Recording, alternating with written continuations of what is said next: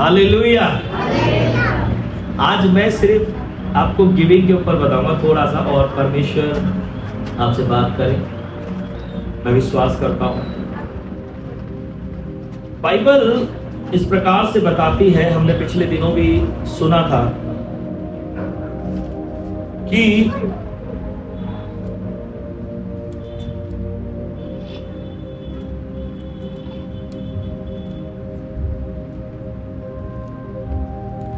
Jesus.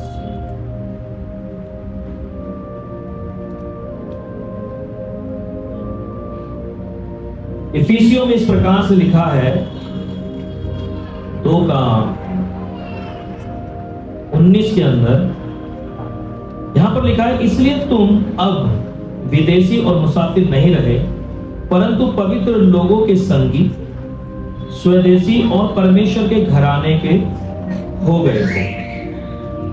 क्या हो गए हो? परमेश्वर के। अब आप क्या हो? प्रभु ने आपको चुना है और परमेश्वर ने आपको अपना घराना बना लिया। क्या बना लिया? अपना परिवार बना लिया। कितने लोग इस बात पर विश्वास करते हैं और कहते हैं कि मैं प्रभु का परिवार हूं? आप परमेश्वर का घराना हो? पक्का? सच? हालेलुया। अगर आपको विश्वास है तो जोरदार हालेलुया बोले। आप परमेश्वर का घराना हो। हम सब परमेश्वर का परिवार है, ठीक है? अब जब हम सब परमेश्वर का परिवार है तो परिवार की जिम्मेवारियां होती हैं। परिवार के अंदर, फैमिली के अंदर, अगर परिवार में 2 बेटे हैं और एक ना कमाए तो माँ बाप क्या बोलेंगे उसे? निकम्मा, आवारा। हम परमेश्वर का घराना है, परिवार है। आप परमेश्वर का घराना हो? Hallelujah, hallelujah. सब परमेश्वर का घराना हो। अब एक और बात बाइबल बताती है, इफिसियों की पत्री के अंदर ही 5 अध्याय और उसका जब हम 22 वचन से पढ़ते हैं तो यहां पर इस प्रकार से लिखा है, पत्नियों अपने अपने पति के अधीन रहो जैसे प्रभु के, क्योंकि पति पत्नी का सिर है, जैसे मसीह कलीसिया का सिर है और स्वयं ही देह का उद्धार करता है। पर जैसे कलीसिया मसीह के अधीन है, वैसे ही पत्नियां भी हर बात में अपने अपने पति के अधीन रहे। हालेलुया। यहां पर यीशु मसीह और कलीसिया का रिश्ता, जैसे एक पति पत्नी का रिश्ता है, वो एक एग्जाम्पल दे रहा। अब वो कह रहा है कि यीशु क्या है? कलीसिया का सिर है। हालेलुया। यीशु क्या है? उसे बोलो, किसका सिर है? कलीसिया कौन है? कलीसिया कौन है? हालेलुया। आपका सिर कौन है? आपका सिर कौन है? कितने लोग शादीशुदा हैं वो खड़े हो जाए? सिर्फ हस्बैंड, हस्बैंड।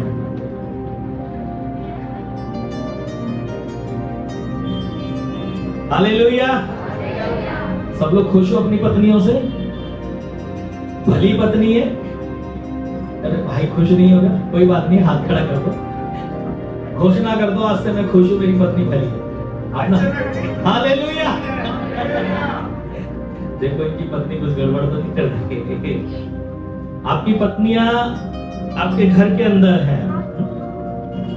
वो कह रहा है कि जैसे कलीसिया मसीह के अधीन है, वैसे ही पत्नियां क्या रहे? पति के अधीन रहे।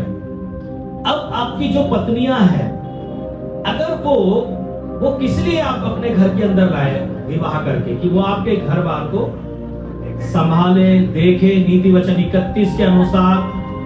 और अभी हम पढ़ करके गए, सोनी ने भजन संहिता 128 पढ़ा कि वो फलवंत दाखलतासी होनी चाहिए। हालेलुया।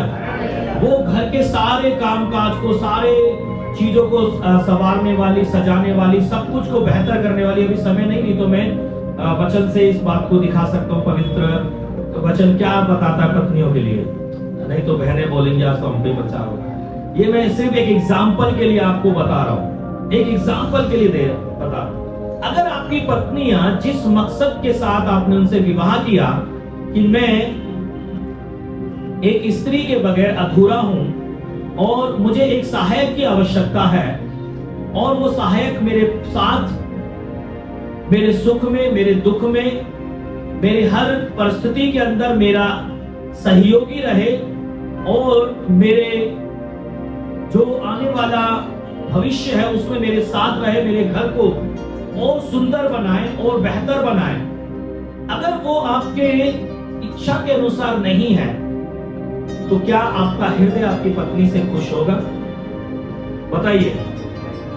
अगर वो आपको कहे, आप सुबह जाते हो, रात को आते हो, और आपको कहे जाओ खाना भी बना दो, सुबह बोले काम पे जाने से पहले झाड़ू पोछा करके चले जाना, कैसा लगेगा आपको? वो आपको बोले कि आप एक काम करो, बच्चों को भी पैदा तो कर दिया, अब बच्चों को भी आप स्कूल के लिए तैयार कर दो, उसके बाद आप काम पे चले जाना, आप क्या करोगे? आप घर में कोई डंडा ढूंढोगे, क्या करोगे? पहले इससे निपट लेते हैं, छड़ी ढूंढोगे। आप समझना मैं क्या सिखाने के लिए जा रहा हूं। जैसे आप जितने भी हस्बैंड हैं, जितने भी आप पुरुष हैं, अपनी पत्नियों से आशा रखते हैं कि वो आप जिस मकसद के साथ उसे अपने घर में लेकर के आए, वो आपके घर को सुंदर और बेहतर बनाए। आप जब घर से निकले तो आनंद और खुशी के साथ निकले, टेंशन और तनाव के साथ नहीं। जब आप घर में घुसे तो आप आनंद और खुशी से भर जाए, उस पत्नी को देखकर और उस घर को देखकर, उन बच्चों को देखकर, उसके व्यवहार को देखकर, उसके एक सारे काम को देखकर जो वो पूरे दिन के अंदर उस घर के अंदर करती है। करते हो ना आप पत्नियों, अपने अपने परिवार के लिए, अपने सास ससुर के लिए, पतियों के लिए करते हो या नहीं करते हो? या कौन सी पत्नी हो? काम कराने वाली? पति तू खाना बना ले, पति तू झाड़ू पोछा कर ले, पति तू ये कर ले, वो कर ले, काम भी कर ले, नौकरी भी कर ले। क्या आपका हृदय खुश होगा? नहीं होगा ना? बताइए हाँ या ना? नहीं? सुन लो ध्यान से। अगर कोई ही गड़बड़ करने वाली वाइफ है तो अपने पति का आदर करे, क्योंकि वो क्या है? आपका सिर है, उसके अधीन रहे। ज्यादा खर्चा, ज्यादा झगड़ालू हो, खर्चे करने वाली हो तो भी खुश नहीं होंगे। बैठ जाइए, थैंक यू। अब जैसे आप अपनी पत्नियों से आशा रखते हो, बाइबल बताती है यीशु मसीह कलीसिया का सिर है। यीशु मसीह कौन है? यीशु मसीह कौन है? और वे भी यही चाहता है कि कलीसिया मसीह के अधीन रहे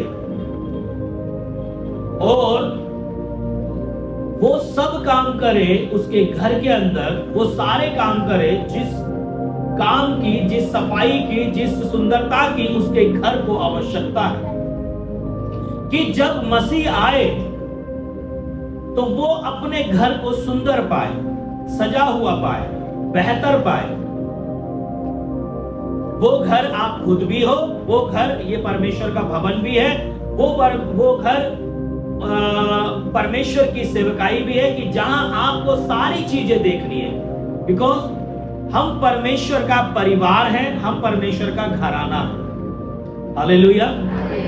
आज मैं एक गंदी और बैरी आत्मा को, एक बुरी आत्मा को आपकी लाइफ से दूर करने के लिए घोषणा कर रहा हूं। एक कंजूसी का आत्मा जो आपकी जिंदगियों में, आपकी सोच और विचारों में घुस गया है, कंजूसी का आत्मा, आज आपको अपने लाइफ से उसको दूर करना है, अपनी जिंदगी से उसको दूर करना है।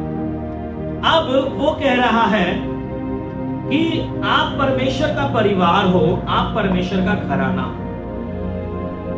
और जैसे कलीसिया, जैसे एक पत्नी पति के अधीन रहती है, वैसे ही कलीसिया भी मसीह के अधीन रहती है। और मसीह के अधीनता में रहने का मतलब है, जैसे एक पत्नी परिवार के अंदर वो सब कुछ बहुत बेहतर और बहुत अच्छा करने की कोशिश करती है, वैसे ही कलीसिया भी अपने घर के अंदर, अपने चर्च के अंदर बहुत बेहतर और बहुत अच्छा करने की कोशिश करती है। बहाने ना बनाए, पीछे ना भागे, उपवास करने से, संगति में शामिल होने से, सुसमाचार सुनाने से, परमेश्वर के वचन को मानने से, परमेश्वर के भवन की आवश्यकताओं को देखने से पीछे ना हटे, परंतु हर बात में अपने स्वामी के, जो जिसका नाम यीशु मसीह है, जो आपका सिर है, उसके अधीन रहे। Hallelujah, hallelujah, hallelujah. अब प्रभु का वचन इस प्रकार से भी कहता है कि थैंक यू जीसस, लिब्रो यास्तका शिखर पुण्यंतन का सरकारों का कुदिशियों की पत्री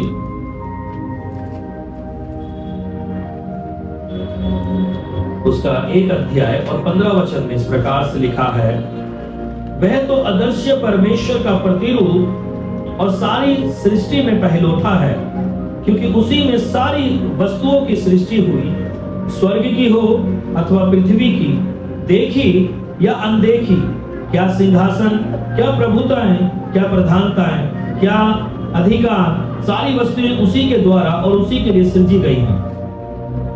वही सब वस्तुओं में प्रथम है और सब वस्तुएं उसी में स्थिर रहती हैं। वही देह अर्थात कलीसिया का सिर है। वही देह कौन है? हम। देह अर्थात कलीसिया का सिर है। वही आदि है और मरे हुओं में से जी उठने में पहिलौठा है, कि सब बातों में वही प्रधान ठहरे, क्योंकि पिता की प्रसन्नता इसी में है कि उसमें सारी परिपूर्णता वास करे। हालेलुया। अब और भी आगे हम पढ़ सकते हैं कि उसने अपना लहू देकर कैसे हमें छुड़ाया, कैसे हमें बचाया, बहुत सारी बातें हैं। लेकिन वो कह रहा है कि सब कुछ उसके द्वारा और उसी के लिए सृजा गया, जिनमें से आप जो परमेश्वर की देह हो, उसकी कलीसिया हो, जिसका सिर यीशु मसीह है, आप भी उसके लिए सृजे गए हो, उसके द्वारा सृजे गए हो, उसके लिए, कहे मैं यीशु के लिए सृजा गया। कहे एक बार फिर अपने पड़ोसी से कहे, आप यीशु के लिए सृजे गए हो, ये सृजी गई हो। आमीन, हालेलुया, हालेलुया, हालेलुया। जब आप यीशु के लिए सृजे गए हो, तो परमेश्वर का वचन इस प्रकार से कहता है, जब हम तीतुस की पत्री पढ़ते हैं, तीमुथियुस के बाद आके तीतुस की पत्री, उसका 2 अध्याय और उसका 11 वचन से जब हम पढ़ते हैं, इस प्रकार से लिखा है, क्योंकि परमेश्वर का वह अनुग्रह हम पर, परमेश्वर का वह अनुग्रह प्रकट हुआ जो सब मनुष्य के उद्धार का कारण है। परमेश्वर का अनुग्रह हम सब पर हुआ है जो सब मनुष्य के उद्धार का कारण है, और हमें चेतावनी देता है कि हम अभक्ति और संसारिक अभिलाषाओं से मन फेर कर इस युग में संयम और धर्म और भक्ति से जीवन बिताएं। कैसे जीवन बिताएं? संयम और धर्म और भक्ति से जीवन बिताएं, और उस धन्य आशा की, अर्थात अपने महान परमेश्वर और उद्धारकर्ता मसीह यीशु मसीह के महिमा के प्रकट होने की बाट जो होते रहे, जिसने अपने आप को हमारे लिए दे दिया कि हमें हर प्रकार के अधर्म से छुड़ा ले और शुद्ध करके अपने लिए एक ऐसी जाति बना ले जो भले भले कामों में सरगर्म हो। आमीन, हालेलुया। उसने क्यों चुना? अभी आपको समझ में नहीं आ रहा था कि क्या बोले, अब मैं बता रहा हूं क्यों चुना। आपको शुद्ध क्यों किया? आपको बीमारियों से चंगा क्यों किया? आपको अपना परिवार क्यों बनाया? कह रहा है कि जिसने अपने आप को हमारे लिए दे दिया कि हमें हर प्रकार के अधर्म से छुड़ा ले और शुद्ध करके अपने लिए एक ऐसी जाति या लोग बना ले जो भले भले कामों में सरगर्म हो।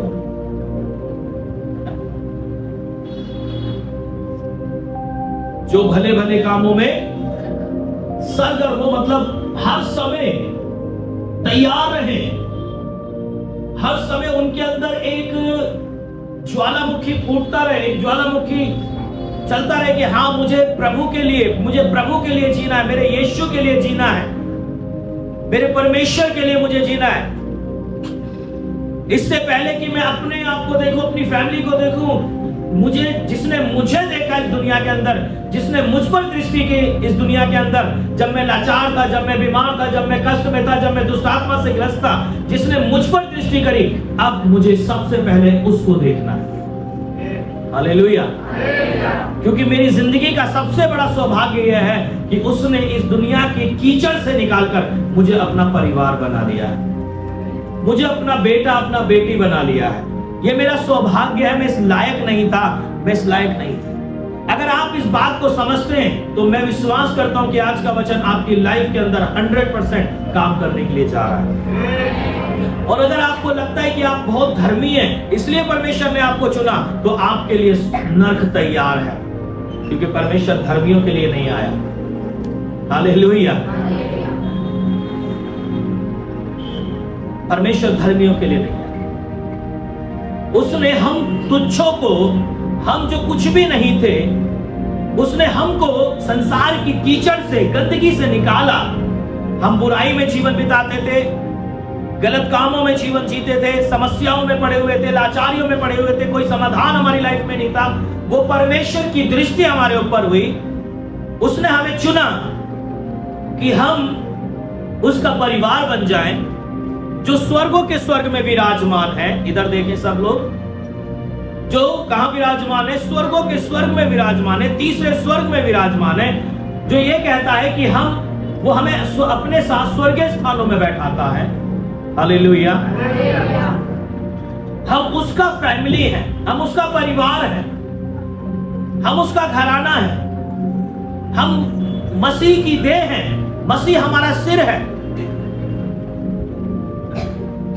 बड़ा गुस्सा आता है ना भाइयों को जब अपनी पत्नियों पर, जब वो गलत कुछ गड़बड़ करती हैं। तो सोचो परमेश्वर को क्या हम पे गुस्सा नहीं आता होगा जब परमेश्वर की कलीसिया ढीठपन दिखाती है। हालेलुया। कितने लोग ये शिक्षा को मानते कि दशमांश नहीं देना चाहिए? बाइबल में कहीं नहीं लिखा। नहीं, हाथ खड़ा करो जल्दी, डरो मत, हाथ खड़ा करो। कोई है इनमें से? नहीं। अगर कोई है तो वो मेरी बात सुन ले कि चलो एक बार को मान लिया। चलो मैं फिर भी वचन बता देता हूं कि यीशु ने एक बार शास्त्री फरीसियों ने कहा, कुछ चीजों के बारे में पूछा। उसने कहा कैसर को हमें क्या ये चीज देनी चाहिए हमें? यीशु ने कहा जो केसर का है वो, जो परमेश्वर का है। परमेश्वर का क्या है? क्या है? दसवांश, उठाई की भेंटे, बीज, ऑफरिंग। अगर ये चीजें मायने नहीं रखती तो यीशु मसीह कभी भी नए नियम के अंदर इस बात को नहीं बोलता कि जो केसर का है वो केसर को दो, जो परमेश्वर का है वो परमेश्वर को। फिर भी मैं आपसे कहता हूं चलो मत दो दसवांश, लेकिन जो बाइबल में लिखा है, नए नियम में लिखा है विश्वासियों के लिए, वो दोगे? हाथ खड़ा करो। कितने लोग तैयार हो देने के लिए? अरे आप लोग इतने डरपोक हो गया, मतलब आप प्रभु से प्यार नहीं करते? जो बाइबल में लिखा है वो तो दोगे ना? है? मैंने क्या कहा? जो बाइबल में लिखा है वो दोगे? हाँ या ना? तो अपने हाथों को खड़ा करो, सुंदर सुंदर हाथों को। प्रभु को दिखाओ, मुझे मत दिखाना, क्योंकि न्याय के दिन वो इन हाथों का न्याय लेगा। ऊंचा करके दिखाओ प्रभु को अपना हाथ, मेरे कहने पर नहीं। अगर आप इस बात पर विश्वास करते हो कि जो बाइबल में लिखा है वो मैं करूंगा, मैं करूंगी, तो बाइबल के अंदर प्रेरितों के काम की पुस्तक 2 अध्याय के बाद ऐसा लिखा है कि पहली सदी की कलीसिया ने क्या किया? अपनी जमीनें बेची, अपने घर बेचे और वो संपत्ति लाकर प्रेरितों के चरणों में रख दिया। अगले सप्ताह यही काम करके आना। तुम्हारे बिहार यहाँ तुम बड़े सामने हो जाओगे, हमारे तो कुछ भी नहीं है, यहाँ पर किराए पे रहता है। तुम्हारा जो बिहार में कहाँ रहता है, जो संपत्ति उसको बेच करके अगले सप्ताह यहाँ मेरे चरणों में ला, पास्टर आशीष के चरणों में, मेरे चरणों में लाकर रख देना। जो टुच्चे और मूर्ख लोग ऐसा प्रचार करते हैं ना, ऐसा कलीसिया खराब करते हैं आपके बीच में खड़े होकर बैठकर कि दसवांश नहीं देना चाहिए, उनको ऐसा ही वचन दो कि ठीक है अगर हम दसवांश नहीं देंगे, लेकिन तो जो उससे बढ़कर लिखा है तो फिर हमें वो तो करना जरूरी है ना। हालेलुया। वहां पर यह भी लिखा है उन्होंने अपनी जमीनें दे दी, अपनी जमीनें बेच दी और प्रेरितों के कदमों में ला करके सब कुछ रख दिया। वहां हनन्याह सफीरा है जिन्होंने एक मिस्टेक करी और उन्होंने उस भूमि के दाम में से कुछ अपने पास रख छोड़ा। बाइबल बताती है वो वहीं मर गए। तो परमेश्वर गिविंग से कितना ज्यादा सीरियस है परमेश्वर गिविंग को लेकर के, ये सोच लो। एक गिविंग को लेकर हनन्याह सफीरा की लोथ वहीं पर हो। हनन्याह भी मरा, सफीरा भी मरी, क्योंकि उन्होंने परमेश्वर की आत्मा से झूठ बोला और अपनी भूमि की जो भूमि उन्होंने बेची उसमें से जो उन्होंने कुछ बचा करके अपने पास रख लिया। प्रभु के दास ने बोला, तुम्हें किसने बोला कि पवित्र आत्मा से झूठ बोलो? हनन्याह भी वहां मर गया, सफीरा भी। तो सोचो, क्या परमेश्वर इतना निर्दयी है कि वो पैसे के लिए हनन्याह सफीरा को मार दिया उसने? क्या परमेश्वर को इतने पैसों की जरूरत है कि उसने हनन्याह सफीरा को मार दिया? सोचो। लेकिन वो हनन्याह सफीरा अपने कपट से मरे, अपने स्वभाव से, अपने स्वभाव के, उनके स्वभाव के अंदर जो लालच था उस लालच से मरे।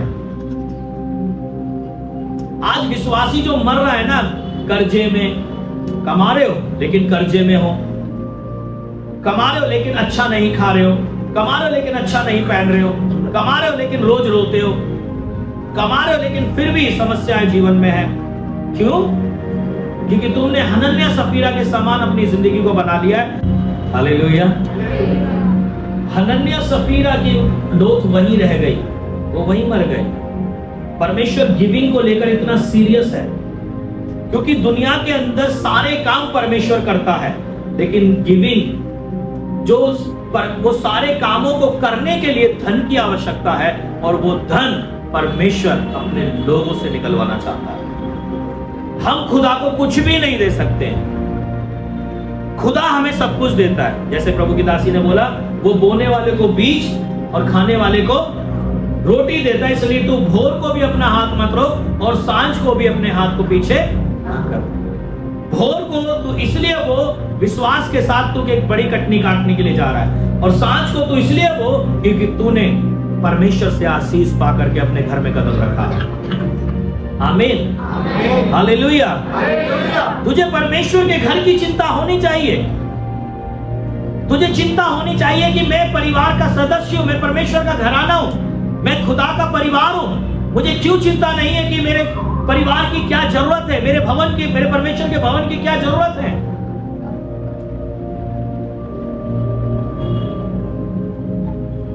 हालेलुया। कहता है जिसने अपने आप को हमारे लिए दे दिया कि हमें हर प्रकार के अधर्म से छुड़ा ले और शुद्ध करके अपने लिए एक ऐसी जाति बना ले जो भले भले कामों में सरगर्म हो। आमीन। जो भले भले कामों में सरगर्म। फिर वो इफिसियों 2:10 में कहता है क्योंकि हम उसके बनाए हुए हैं।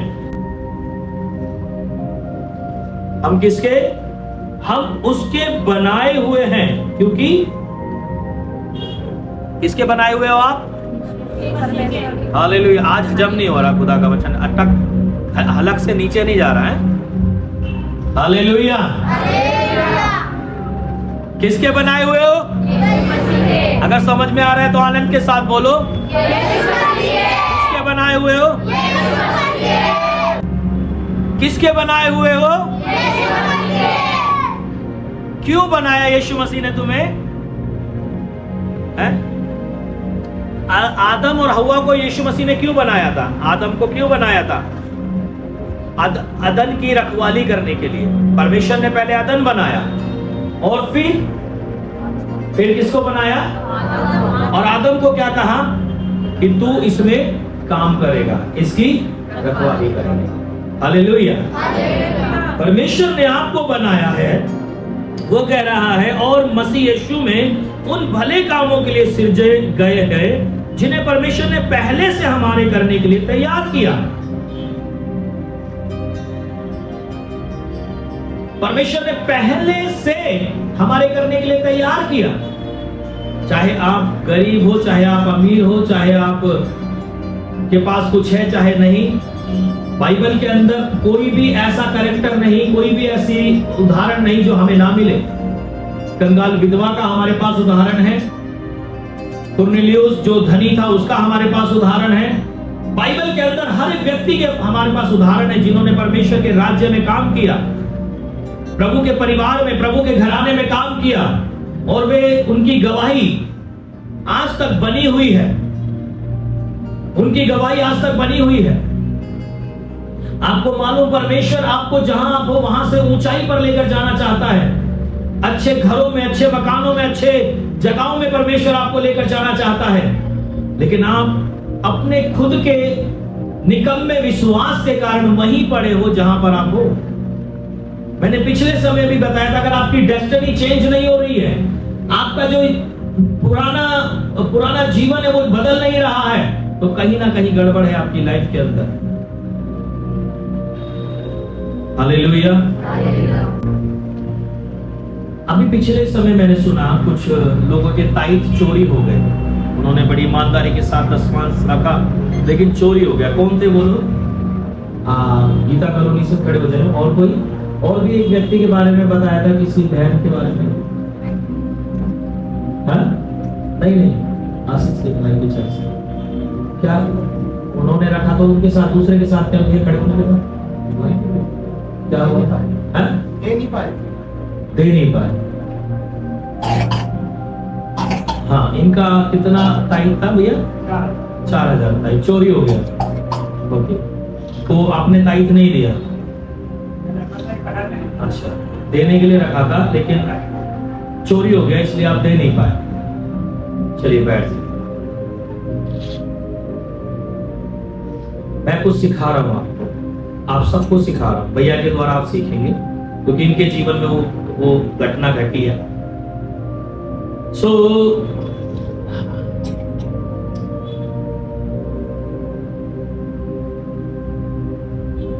प्रवेश भाई खड़े होना जरा। अगर आपका आज का दूध का पैसा और सब्जी का पैसा चोरी हो जाए तो क्या आप आज खाना नहीं बनाएंगे? दूध नहीं आएगा घर में? हैं? नहीं, ऐसा कर लेते वो भूखे रहते आप। भाई पैसा तो आज का चोरी हो गया, तो भूखे रहना चाहिए ना उस दिन। जिस दिन का पैसा चोरी हो गया उस दिन तो भूखे रहना चाहिए। तो ये कानून अपने ऊपर क्यों नहीं लागू किया आपने? भैया खड़े हो जाओ दोबारा। ये कानून अपने खाने पीने पर क्यों नहीं लागू करते आप? समझ रहे हो मेरी बात को? बुरा नहीं मानना कोई, लेकिन सीखना। आज मैं सिखाने के लिए बैठा हूं, बस प्रचार करने के लिए नहीं। आज मैं सिर्फ सिखाने के लिए बैठा हूं, और ये भैया से सीखना सब, क्योंकि ये बहुत अच्छे विश्वास है, मैंने जानता हूं। देखो, हम अनजाने में करते हैं। आपने प्रभु के लिए जोड़ा लेकिन वो चोरी हो गया, लेकिन समाधान इसमें नहीं है, चमत्कार इसके अंदर नहीं है। प्रभु से बढ़कर कुछ विश्वास चाहता है। वो क्या है? बैठ जाओ प्रवेश में। वो क्या विश्वास है कि जैसे मैं अपने घर के कानून नहीं बदलता, कि मेरे घर के अंदर आज भले ही जो पैसा राशन लाने के लिए रखा था, सब्जी लाने के लिए रखा था, दूध लाने के लिए रखा था, वो चोरी हो गया, तो मैंने उस दिन उपवास नहीं रखा, मैं उस दिन भूखा नहीं रहा, मैंने अपने बच्चों को उस दिन भूखा नहीं मारा। तो अगर ताइथ चोरी हो गया तो ऐसा तो नहीं है कि मैं पूरा कंगला हो गया हूं। मुझे वो ताइथ चोरी हो गया तो भी मुझे ताइथ निकाल करके देना। वो मेरी मिस्टेक से चोरी हुआ है, परमेश्वर ने नहीं करा। मुझे पता है मेरे घर का माहौल कैसा है, मुझे पता है अगर मेरी मिस्टेक से ये हुआ है तो मैं परमेश्वर पर वो मिस्टेक नहीं डालूंगा। मुझे तो खुदा का जो है खुदा को देना है, चाहे फिर मैं कर्जे में आऊं, चाहे फिर मैं समस्या में आऊं, चाहे फिर मैं भूखा रहूं, चाहे मेरे घर में राशन हो या ना हो, लेकिन जो खुदा का है वो मुझे खुदा को देना है। जो चोरी हो गया वो परमेश्वर पर कर्ज नहीं है कि मैंने तो रखा था चोरी हो गया, मैं क्या करूं परमेश्वर। तो जब मैं अपने घर के कानून को नहीं बदल सकता कि एक दिन अगर मेरा राशन का पैसा चोरी हो जाए तो मेरे बच्चे भूखे रहें, मैं भूखा रहूं, उस दिन उस कानून को बना दे, तो मैं परमेश्वर को देने के कानून को भी बदल नहीं सकता। ये समझ में आ रहा है? जीवन में कुछ घटने देता है। इन्होंने कमिटमेंट किया। क्या कमिटमेंट किया? कि प्रभु मुझे इतना दे कि जो मैंने नहीं दिया है वो भी मैं दे सकूं। हालेलुया। लेकिन ये जो चीज है ये सबके सीखने के लिए है कि आज सब अच्छे से सीखे कि मैं खुदा का परिवार हूं, मैं परमेश्वर का परिवार हूं, तो मेरी मेंबरशिप क्यों मेरे परिवार में नहीं है, मेरा ताइद क्यों मेरी फैमिली में नहीं है, परमेश्वर के भवन में नहीं है, मेरा अच्छा बीज क्यों खुदा के भवन में नहीं है। चाहे मैं सेवक हूं, चाहे मैं विश्वासी हूं, चाहे मैं कोई भी हूं, अगर मैं परमेश्वर का परिवार हूं तो मैं अपने कर्म से, अपने कार्य से क्यों पीछे हटा हुआ हूं। क्या शुक्रवार को मैंने नहीं सिखाया कि विश्वास कर्म बिना, विश्वास कर्म बिना, विश्वास कर्म बिना। अब्राहम ने अपने विश्वास को अपने कर्म से साबित करके दिखाया कि परमेश्वर ने उससे कहा अपने एकलौते पुत्र को मोरिया पर्वत पर जा और बलिदान, मोरिया देश में जा, वहां जो पर्वत है उस पर उसको बलिदान। जब परमेश्वर ने अब्राहम से उसका बेटा मांगा तो अब्राहम ने शिकायत नहीं करी। Hallelujah, hallelujah. आपको पता है मेरे पास इतने सारे वचन है कि मैं समझ नहीं पा रहा हूं मैं कौन सा वचन बताऊं। मैंने सब जगह लगा लगा करके रखा हुआ है। एक तो वो मैंने निकाला ही नहीं, अपनी एक डायरी तो मैं लाया ही नहीं जो कि सिर्फ गिविंग के ऊपर है।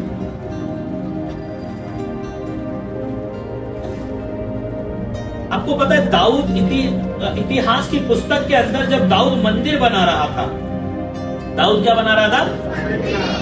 जब दाऊद मंदिर बना रहा था, दाऊद कौन था? कौन था? राजा था। कौन था? राजा। दाऊद कौन था? राजा। आप लोग बोले किस किस को पता है? दाऊद राजा था। लेकिन जब आप इतिहास की पुस्तक पढ़ोगे तो वहां पर लिखा है कि दाऊद ने जब वो राजा था, जब वो मंदिर का लिए धन इकट्ठा कर रहा था, तो वहां पर उसने प्रजा को इन्वॉल्व किया, प्रजा को इन्वॉल्व किया, जो वहां की प्रजा थी। राजा को कोई आवश्यकता है? राजा का काम है वो तो अपने बजट में से बनवाए मंदिर है, अपने राजस्व में से, अपने जो उसका राजस्व है, राजस्व विभाग है, फाइनेंस डिपार्टमेंट है, वहां से मंदिर बनवाए है? प्रजा को काहे को परेशान करता भाई? एक तो तुझे राजा बनाया, तुझे महल दिया, और तू अब क्या कर रहा है? वो इतिहास की पुस्तक 29 अध्याय निकालो, जल्दी निकालो, देखना लास्ट में।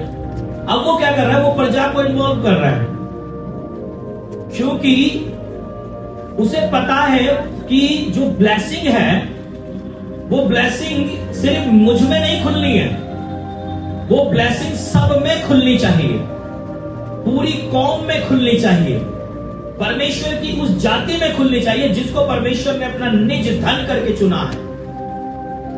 इसलिए उसने ये घोषणा कराई, उसने ये अनाउंसमेंट कराया कि परमेश्वर के भवन के लिए आप जो भी कुछ दे सकते हैं उसको देना शुरू करें। सोना चांदी जो कुछ भी आप दे सकते हैं। लोगों ने सोना देना शुरू किया, चांदी देना शुरू किया, धन देना शुरू किया, लोगों ने बढ़ चढ़ करके वहां पर देना शुरू किया। दाऊद ने भी दिया, आप उसको बाद में पढ़ सकते हैं। क्यों? क्योंकि उसमें परमेश्वर की प्रसन्नता है और वो ब्लेसिंग जो परमेश्वर का मंदिर बन रहा है, उसकी जो ब्लेसिंग्स खुलेगी, वो जानता है कि वो हर एक उस परिवार में खुलनी चाहिए जिसको परमेश्वर ने चुना है कि ये मेरा निज धन है, ये इजरायली लोग, ये यहूदी लोग मेरा निज धन है। हर एक परिवार में वो आशीष खुलनी चाहिए। अगर आप खुदा को नहीं समझ रहे, खुदा के वचन को नहीं समझ रहे, खुदा के कार्यों को नहीं समझ रहे, अपने बुलाए जाने को नहीं समझ रहे, अपनी कॉलिंग को नहीं समझ रहे, आप ये नहीं समझ रहे कि उस परमेश्वर ने आपको कैसे भले भले कामों के लिए चुना है, वो आपको एक ऐसी जाति बनाया है कि आप भले परमेश्वर के लिए भले भले कार्य करो। आपको पहले से ठहराया है इन कामों के लिए।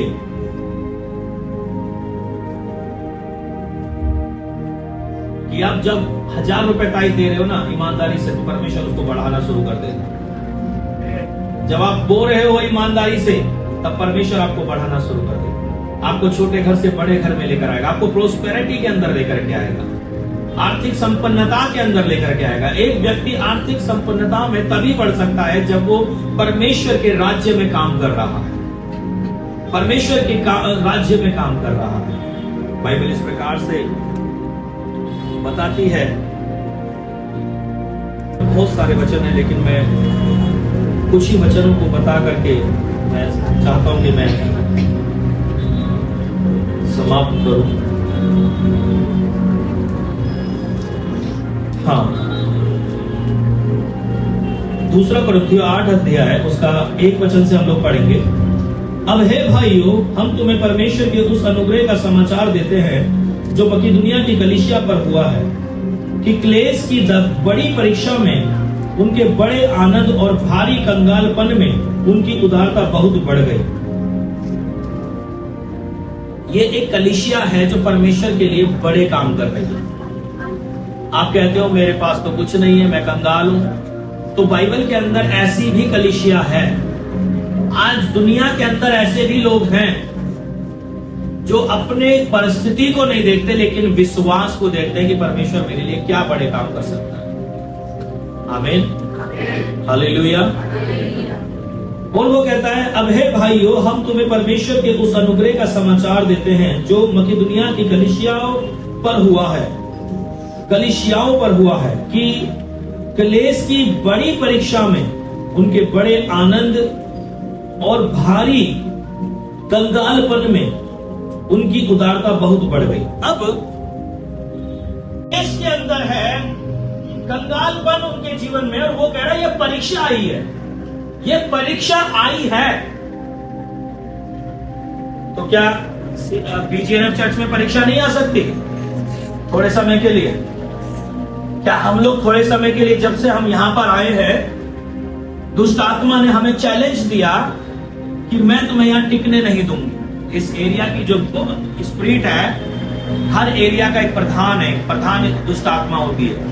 इस एरिया का जो प्रधान दुष्ट आत्मा है, वो आया और उसने कहा मैं तुम्हें यहां टिकने नहीं दूंगी। अब उसने ये वर्ड तो बोल दिया, अब उसे इस वर्ड पर काम करना था। और काम कैसे करना था? कि उसको पता है कि विश्वासी कैसा होता है। उसको पता है पास्टर का तो काम है रात दिन उपवास करना, प्रार्थनाएं करना, घुटने रगड़ना। उसके परिवार का काम है, उसके बच्चे दर दर इधर कभी किराए पे कभी उधर किराए पे, जब तक परमेश्वर का समय नहीं आता। दिल को इधर हर 6 महीने बाद घर बदलता था, हर 6 महीने बाद। फर्स्ट टाइम में 1 साल रहा हूं एक घर में, 4 साल से हर 6 महीने में घर बदल रहे थे। 6 महीने में 35-40 हजार के सोफे ऐसे कूड़े में फेंक दिए थे, कूड़े में। हालेलुया, बहुत नुकसान उठाया है। कह रहा उस शैतान को पता है विश्वासी कैसा होता है। सुन लेना, सब लोग सुन लेना। उसको पता है विश्वासी कैसा होता है, उसको कैसे भरमाना है, उसको कैसे बहकाना है, उसको कैसे। इसलिए शैतान किसके पास गया? आदम के पास नहीं गया। किसके पास गया? शैतान किसके पास जाता है? कलीसिया के पास, जो यीशु की दुल्हन है। वो यीशु के पास नहीं जाता, वो किसके पास जाता है? कलीसिया के पास। कलीसिया के पास। वो परीक्षाओं को लेकर के आता है, समस्याओं को दिखाता है, और हमारा जो विश्वास था, हमारा जो प्रेम था, वो ठनठनाता हुआ पीतल और झनझनाती हुई झांझ हो जाता है। हमारा प्रेम ठंडा पड़ जाता है। ये हमें सिर्फ अपनी जरूरतों से प्यार होने लगा। चर्च को सिर्फ अपनी जरूरतों से प्यार होने लगा, अपने विषयों से प्यार होने लगा, अपने रोजमर्रा की जिंदगी की आवश्यकताओं से प्यार होने लगा, ना कि खुदा के कामों से, खुदा के भवन से।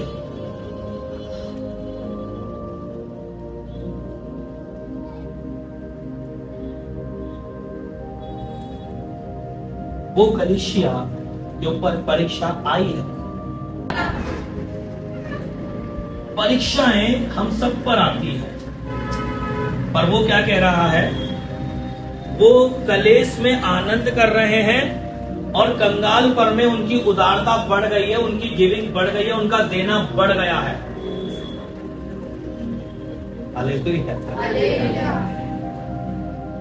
कंगाल पर में उनका देना, क्योंकि वो जानते हैं कि सर्वशक्तिमान परमेश्वर कैसे महान और अद्भुत काम करता है। वो कैसे लोगों के जीवन में काम करता है, कैसे विश्वासियों के जीवन में काम करता है, कैसा विश्वास रखने वालों के जीवन में काम करता है। इसलिए मैंने कहा कि आपका कितना भी कुछ प्रभु का जो है वो चोरी हो जाए, आपको कहीं से भी लाके दो, उसी मंथ में, उसी समय में लाके दो। जो खुदा का है वो खुदा को, ताकि खुदा आपको वो दे सके जो स्वर्ग में आपके लिए रखा है। हालेलुया। कहता है उनके विषय में मेरी यह गवाही है कि उन्होंने अपनी सामर्थ्य हर वर्ण सामर्थ से भी बाहर मन से दिया। किससे दिया? अपनी सामर्थ भर वर्ण सामर्थ्य से भी बाहर। जब उनके वो कंगाल हो रखे हैं, कंगालपन में हैं,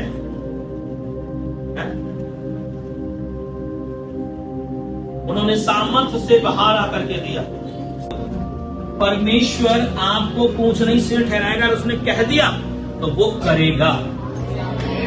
अगर उसने कह दिया तो वो करेगा। आप कोई भी हो, आप अभी लगाने वाले हो, आप कुर्सी पे बैठने वाले हो, आप कोई भी हो, अगर परमेश्वर ने आपको बोला कि आपको वो ऊंचा करेगा तो वो करेगा। लेकिन वो कब करेगा? जब आप अब्राहम के समान विश्वासी हो जाए, जब आप परमेश्वर के परिवार के सदस्य होकर उसके परिवार की जरूरतों को देखेंगे, जब आप ईमानदार विश्वासी बनेंगे, जब आप लोगों की बातों को नहीं सुनेंगे। जब परेशानी आती है तो पास्टर की बातों को सुनकर प्रार्थना कराते हैं, लेकिन जब अपने मतलब की बात होती है तो दूसरों की बातों को सुनते हैं। कलीसिया कभी खाली नहीं होगी। कलीसिया है जो कभी खाली नहीं होती। लोग आते रहेंगे, जाते रहेंगे। ये एक दस्तूर रहा है पुराने समय से। लेकिन जो ईमानदार है, प्रशंसा स्वर्ग में भी और पृथ्वी पर भी सिर्फ उनकी होगी। जो अंत तक साथ रहता है अपने पास्टर के, अपने अगुवे के, चाहे वो आशीष पास्टर है या मैं हूं, जो अपने अगुवे का दो, जिसमें बाइबल में लिखा है कि अपने अगुओं को 2 गुने आदर के योग्य मानो। तुम किसी को भी आदर कर रहे हो, कितना भी प्यार कर रहे हो, अपना जान देने के लिए तैयार हो, वो जान को भी छोड़ दो। उस जान से भी बड़ी जान है पास्टर, जिसके बारे में लिखा है 2 गुने आदर के योग्य, जिसको बहुत लोग मुंह पे जवाब दे देते हैं। इतने बड़े ज्ञानी हो जाते हैं, इतने बड़े समझदार हो जाते हैं, इतने आत्मिक हो जाते हैं कि अपने अगुवे को, अपने पिता को, अपने उंगली के जिसने उंगली पकड़ के चलना सिखाया, उसको जवाब देने लगते हैं, वचन सिखाने लगते हैं। तुम कौन सी आत्मा के हो? क्यों भूल जाते हो कि इस्राएलियों ने यही तो किया था मूसा के साथ, और मैं भी वही कर रही हूं। Hallelujah, hallelujah. पढ़े जरा जहां से मैंने छोड़ा था। कहता है उनके विषय में मेरी यह गवाही है कि उन्होंने अपनी सामर्थ भर वरन सामर्थ से भी बाहर मन से दिया और इस दान में और पवित्र लोगों की सेवा में भागी होने के अनुग्रह के विषय में हमसे बार बार बहुत विनती की। क्या कह रहा है? वो इस बात को समझ रहे हैं, वो मक्की दुनिया की कलीसिया इस बात को समझ रही है कि सुसमाचार की सेवकाई ऐसे ही नहीं बढ़ेगी, परमेश्वर का राज्य ऐसा ही नहीं बढ़ेगा। वो उन्हें ये बात समझ में आ गई और वो कह रहे हैं और इस दान में और पवित्र लोगों की सेवा में, दो काम, वो दान कर रहे हैं और पवित्र लोगों की सेवा कर रहे हैं। हालेलुया। दान कर रहे हैं और पवित्र लोगों की सेवा कर रहे हैं। और वो इसको क्या मान रहे हैं? कहते हैं और इस दान में और पवित्र लोगों की सेवा में भागी होने के अनुग्रह के विषय में, वो इसको परमेश्वर का अनुग्रह मानते हैं। ये मेरी लाइफ का एक बड़ा सौभाग्य है, एक ग्रेस है, ये परमेश्वर का अनुग्रह जो मुझे मिला है कि मैं खुदा के लिए या खुदा के लोगों के लिए कुछ कर सकूं। मैं उस जिंदा खुदा के लिए और खुदा के लोगों, खुदा के राज्य के लिए और खुदा के लोगों के लिए, परमेश्वर के भक्तों के लिए कुछ कर सकूं, ये मेरा सौभाग्य है। और वो विनती कर रहे हैं, इस बात के लिए विनती कर रहे हैं कि हाँ, हमें इस काम को करने दो। कहता है हमसे बार बार बहुत विनती की और जैसी हमने आशा की थी वैसी ही नहीं, वरन उन्होंने प्रभु को फिर परमेश्वर की इच्छा से, परमेश्वर की इच्छा से हमको भी अपने आप को दे दिया। उन्होंने प्रभु को भी अपने आप को दे दिया और हमको भी, पास्टर को भी। हालेलुया। कई बार क्या करता है विश्वासी, क्या तो प्रभु को दे दूंगा, मेरा तो प्रभु डायरेक्ट कनेक्शन है। पास्टर क्या है, अब तो पास्टर, मैं तो आत्मिक हो गया। भाई कितने आत्मिक है? हालेलुया। ओ मैं आत्मिक, मेरा डायरेक्ट परमेश्वर के साथ संबंध है। यस, वेरी गुड, अच्छा है। क्या कह रहा है? उन्होंने प्रभु को भी अपने आप को दे दिया और हमको भी अपने आप को सौंप दिया। हालेलुया। अब ये मेरी मर्जी है कि मैं आपको कैसे चलाऊं, मैं आपका धन कैसे खर्च करवाऊं। हालेलुया। काश आप इस भेद को समझ पाते तो आज आप अमीर हो जाते।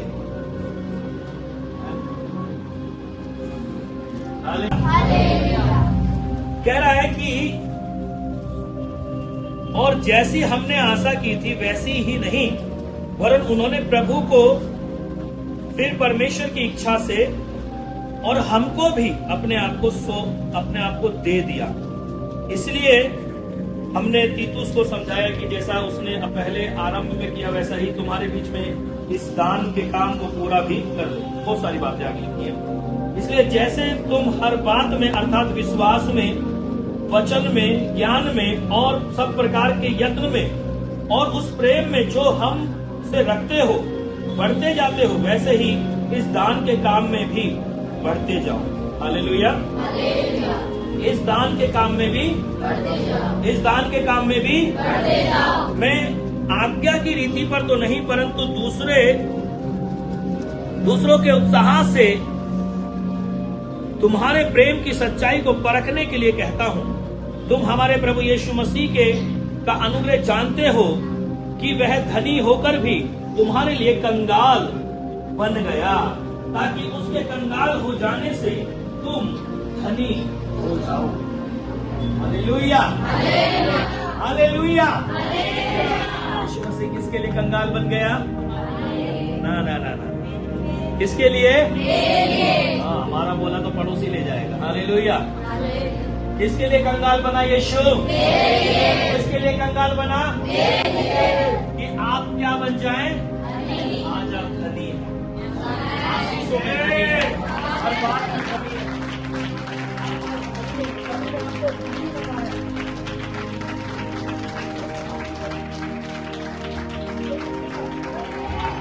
अच्छे स्वास्थ्य में प्रभु ने आपको धनी बनाया, फाइनेंस में आपको धनी बनाया, पारिवारिक जीवन में आपको धनी बनाया, हर एक क्षेत्र में परमेश्वर ने आपको धनी बनाया। वो खुद कंगाल बन गया, स्वर्ग की महिमा को छोड़कर आ गया, मनुष्य का रूप धारण किया, अपने आप को शून्य किया, यहां तक आज्ञाकारी रहा कि मृत्यु, क्रूस की मृत्यु भी सही। वो अपने आप को उसने कंगाल बना दिया। वो 30 साल की उम्र में अपने परिवार से निकल गया। वो मीलों मीलों चलता रहा, वह उपवास करता रहा, प्रार्थनाएं करता रहा। वो परमेश्वर के स्वरूप में होकर के भी उसने मनुष्य के समान वरन उससे बढ़कर वो सब काम किए जो जगत के उद्धार के लिए। हालेलुया। वे कंगाल हो गया कि हम धनी हो जाए। उसने अपने आप को दे दिया कि हम बच जाए। हालेलुया। वो कह रहा है, तुम हमारे प्रभु यीशु मसीह का अनुग्रह जानते हो कि वह धनी होकर भी तुम्हारे लिए कंगाल बन गया, ताकि उसके कंगाल हो जाने से तुम धनी हो जाओ। इस बात में मेरी सलाह यही है, यह तुम्हारे लिए अच्छा है जो 1 वर्ष से ना तो केवल इस काम को करने ही में परंतु इस बात के चाहने में भी प्रथम हुए हो। हालेलुया।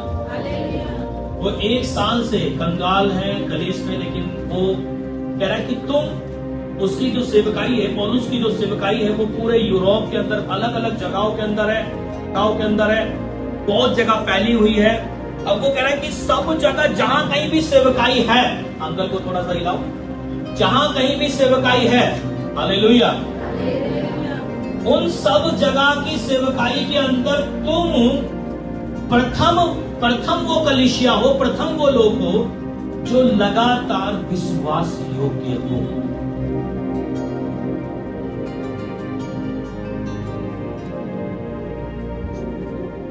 जो लगातार विश्वास योग्य। अगर इतना वचन सुनकर के भी आपके दिमाग की बत्ती नहीं जले ना, तो भाई स्वर्गदूत भी आ जाएगा ना, तो भी आपका कुछ नहीं होने वाला। अगर इतना वचन सुनकर के भी आपने अपने मन को कठोर रखा, तो स्वयं यीशु मसीह भी आ जाएगा, तो भी कुछ नहीं होने वाला, कुछ नहीं होने वाला, क्योंकि वो अपना वचन ही भेजता है, अपना वचन ही भेजता है। हालेलुया।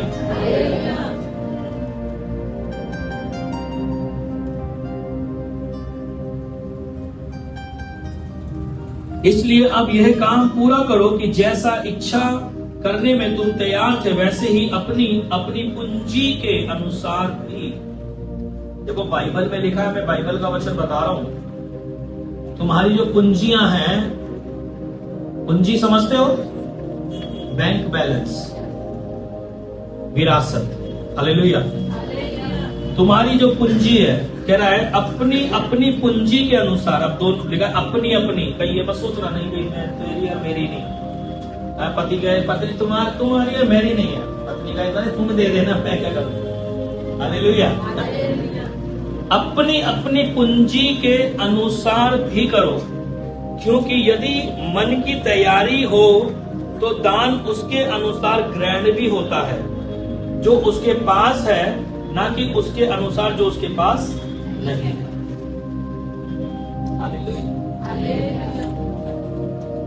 मन की तैयारी, आपका दान स्वर्ग में ग्रहण हो। जब आप तैयार करोगे अपने मन को देने के लिए, अपनी पूंजी को देखोगे। किसको देखोगे? अपने अकाउंट को देखोगे। हालेलुया। किसको देखोगे? अकाउंट को। अपने अकाउंट को देखोगे, भाई मेरे अकाउंट में क्या है, मेरे पास क्या पूंजी है, मुझे प्रभु के लिए क्या करना चाहिए। परमेश्वर अपने आत्मा के द्वारा मेरे मन में डाल, मुझे तैयार कर। अरे 1 साल हो गया, प्रभु ने अभी तक मन में ही नहीं डाला। अरे तुम सुनना नहीं चाहते भाई। हालेलुया। ऐसे लोग जिनके मन में कभी कुछ नहीं आता सिवाय स्वार्थ के, कहता अपनी अपनी पूंजी के अनुसार पूरा भी करो। 13 वचन में कहता है यह नहीं कि दूसरों को चैन और तुमको क्लेश मिले, परंतु बराबरी के विचार से इस समय तुम्हारी बढ़ती उनकी घटी में काम आए, ताकि उनकी बढ़ती तुम्हारी घटी में काम आए, कि बराबरी हो जाए। जैसा लिखा है, जिसने बहुत बटोरा उसका कुछ अधिक ना निकला, और जिसने थोड़ा बटोरा उसका कुछ काम ना निकला। Hallelujah, hallelujah, hallelujah. तो वो कहता है कि जब आपको परमेश्वर परमेश्वर आपको सींच रहा है, परमेश्वर आपको बढ़ा रहा है, परमेश्वर आपके ऊपर जल बरसा रहा है, परमेश्वर ने आपको बंजर नहीं रखा। आप रोजगार पा रहे हैं, आप अच्छा भोजन खा रहे हैं, आप अच्छे कपड़े पहन रहे हैं, आप रिश्तेदारियों में जा रहे हैं, आप सब कुछ कर रहे हैं। जब परमेश्वर ने आपके ऊपर वो बरसात कर रखी है, तो वो कहता है कि जब ये भूमि ये उग जाती है परमेश्वर के काम के लिए, आप इसको जब परमेश्वर के काम में लाते हैं, तो वो कहता है वो भूमि आशीष पाती है। हालेलुया, वो भूमि पर यदि वह झाड़ी और ऊंट कटारे उगाती है, तो निकम्मी और श्रापित होने पर है, और उसका अंत जलाया जाना है। पर हे प्रियो, यद्यपि हम ये बातें कहते हैं, तो भी तुम्हारे विषय में हम इससे अच्छी और उद्धार वाली बातों का भरोसा रखते हैं, क्योंकि परमेश्वर अन्यायी नहीं कि तुम्हारे काम और उस प्रेम को भूल जाए जो तुमने उसके नाम के लिए इस रीति से दिखाया कि पवित्र लोगों की सेवा की और कर भी रहे हो। ऐसा नहीं कि आप बिल्कुल ही बेकार करते हो, लेकिन जैसा परमेश्वर चाहता है वैसा नहीं।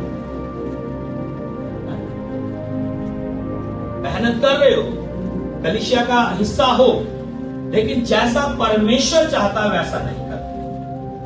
अब वो कह रहा है कि पर हम बहुत चाहते हैं कि तुम में से हर एक जन अंत तक पूरी आशा के लिए ऐसा ही प्रयत्न करता रहे, ताकि तुम आलसी ना हो जाओ, वरन उनका अनुकरण करो जो विश्वास और धीरज के द्वारा प्रतिज्ञाओं के वारिस होते हैं। आमीन, हालेलुया। इसलिए अपने आप को ऐसी भूमि बनाओ जो ज्योति बोई जाती है और उनके काम का साग पात उग जाती है। Hallelujah, hallelujah, hallelujah. अपने आप को ऐसी भूमि बनाओ जो फ्रूटफुल है, जो फलवंत है,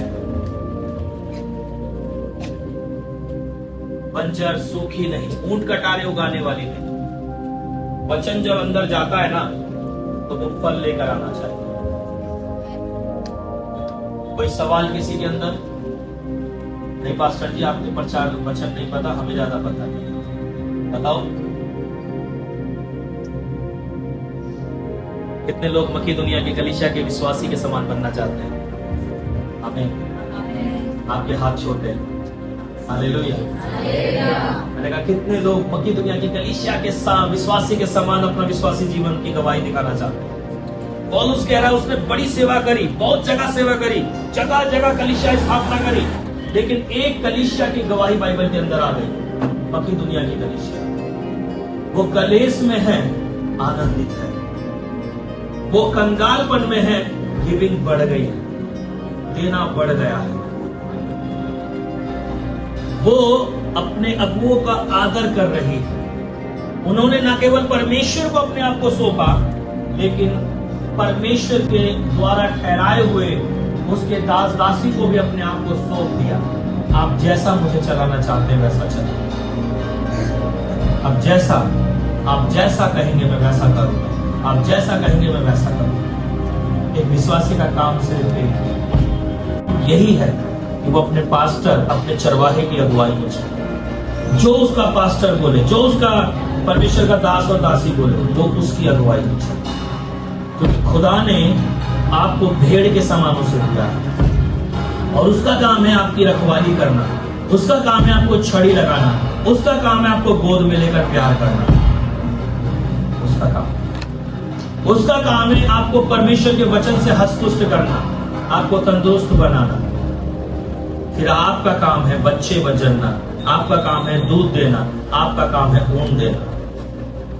हालेलुया, हालेलुया, हालेलुया।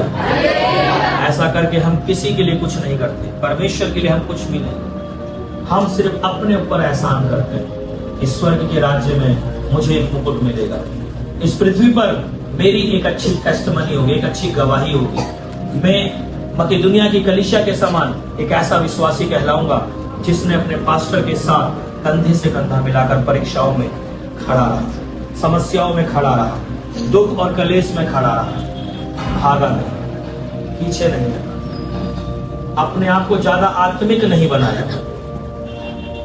जो पास्टर से ज्यादा अपने आप को आत्मिक बना लेते हैं ना, शैतान उनके अंदर है। ये बिब्लिकल है, ये बिब्लिकल है।